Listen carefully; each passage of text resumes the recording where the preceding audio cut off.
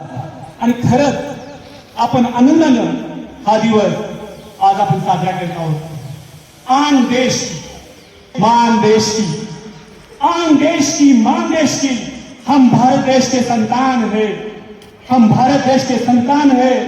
तीन रंगों से रंगा तिरंगा ये हमारी पहचान है।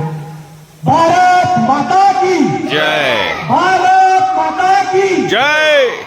प्रजासत्ताक दिन आपण का साजरा करतो मला वाटतं जवळपास सगळ्यांना ते माहीत असेल, तरी पण मी तुम्हाला एक थोडंसं एक्सप्लेन करतो। 15 ऑगस्ट 1947 रोजी हा देश स्वतंत्र झाला। 29 ऑगस्ट 1947 रोजी मसुदा समितीची स्थापना झाली आणि या समितीचे अध्यक्ष होते डॉक्टर बाबासाहेब आंबेडकर।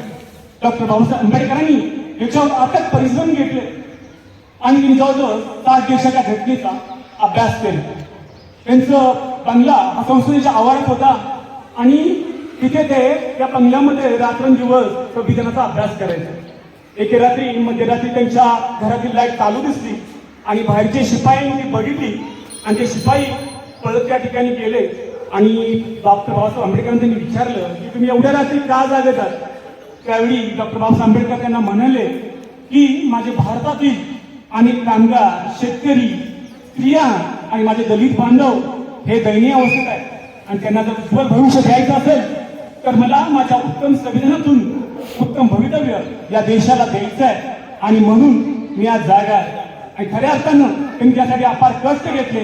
साधारण 2 वर्ष 11 महिने आणि 18 दिवस यानंतर संविधान तयार झाले आणि ते देशाला सुपूर्द करण्यात आले।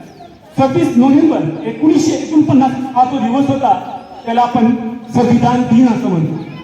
पण प्रत्यक्षात 26 जानेवारी 1950 या दिवसापासून ही घटना या देशामध्ये लागू झाली। खऱ्या अर्थानं हे राष्ट्र प्रजासत्ताक झाले। प्रजासत्ताक याचा अर्थ प्रजेची सत्ता आणि खऱ्या अर्थानं प्रजेची सत्ता या देशात सुरू झाली। संविधान हे केवळ कायद्याचं पुस्तक नाहीये, तर जीवनाचं मूल्य शिकवणारं पुस्तक आहे। संविधान हा केवळ कागद नाहीये, तर संतांच्या विचारांचा आधार दिला आहे। आपल्याकडे कोणतेही जात धर्म न मानता सर्वांना एका समान रेषेत आणणारं हे तत्व आहे।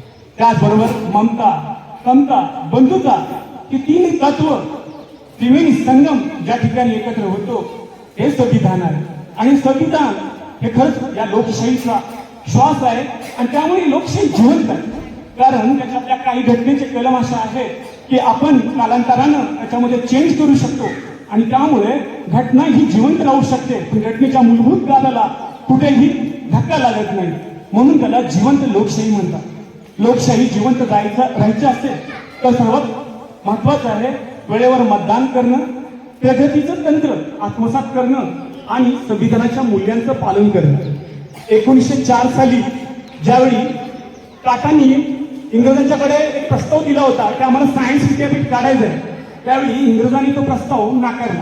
कारण त्यांनी जर सांगितलं की भारतीय लोकांच्याकडे सायंटिफिक रिझन किंवा सायंटिफिक दृष्टिकोन नाहीये, त्यामुळे हे विद्यापीठ या देशात होऊ शकत नाही। 1923 साली भारतातील पहिला पीएचडी इंजिनियर झाला, तो चालू होता 1923।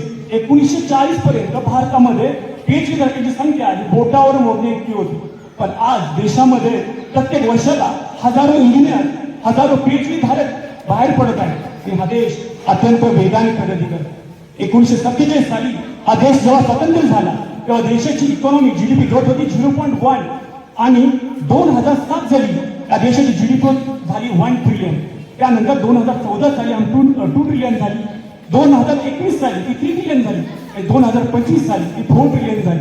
म्हणजे साधारण आपण एवढ्या वर्षाचा विचार केला तर पहिले 1 ट्रिलियन व्हायला 60 वर्ष लागली, पण पुढचे 3 ट्रिलियन व्हायला कधी काहीच वर्षात देशाने प्रगती केलेली आहे। असं सांगितलं जातं की 2028 नंतर प्रत्येकी वर्षाला आपली देशाची इकॉनॉमी 1 ट्रिलियन प्रगती करत। हा देशाचा जीडीपी ग्रोथ 7.5% आहे आणि अत्यंत वेगाने हा देश वाढत आहे। आज आपल्याकडे हा देश वेगाने वाढतो याचं मूळ कारण आहे इथला युवा आणि युवामध्ये असणारा जोश, त्यांच्याकडे असणारी विद्या, त्यांच्याकडे असणारी क्वालिफिकेशन आणि सायंटिफिक दृष्टिकोन, त्यामुळे हा देश प्रगती करत आहे।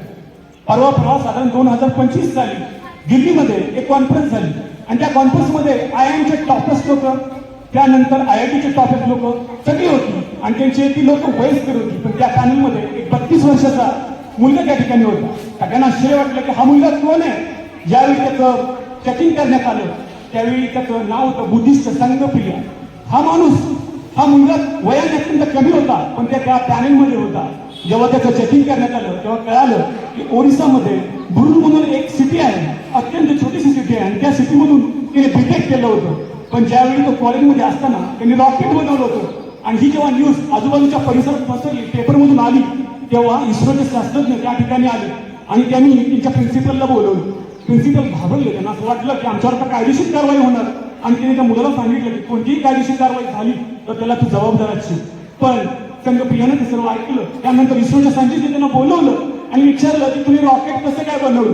त्यावेळी त्यांनी सांगितलं की आपल्याकडे ज्याप्रमाणे फेसबुकमध्ये फंड काउंटिंग हा प्रकार आहे त्याच प्रकारे आम्ही नॉलेज फंडिंग हा एक नवीन कॉन्सेप्ट चालू केला आणि जगातील साधारण 1000 सायंटिस्ट त्याच्यामध्ये जॉईन झाले आणि त्यांच्या मार्गदर्शनाखाली मी हे रॉकेट बनवलं. अशा रीतीने त्यांनी ही प्रगती केली. त्यानंतर बीटेक झाल्यानंतर त्यांनी IG ड्रोन नावाची कंपनी स्थापन केली आणि ही ड्रोनची जी कंपनी होती या कंपनीला जगातील अत्यंत महत्वाचे पेटंट मिळालेले आहे आणि सर्वात महत्वाचं म्हणजे ऑपरेशन सिंदूरमध्ये हे ड्रोन्स वापरण्यात आले होते. आज मुंबई ते गुजरात याच्यामध्ये जी बुलेट ट्रेन चालते त्याचं देखरेखीचं काम हे ड्रोन करतं. सांगण्याचा उद्देश एवढाच आहे की भारताची प्रगती ही केवळ मुंबई, दिल्ली, कलकत्ता याच्यापुरती न राहता आज भारतातील प्रत्येक सिटीमध्ये या देशाची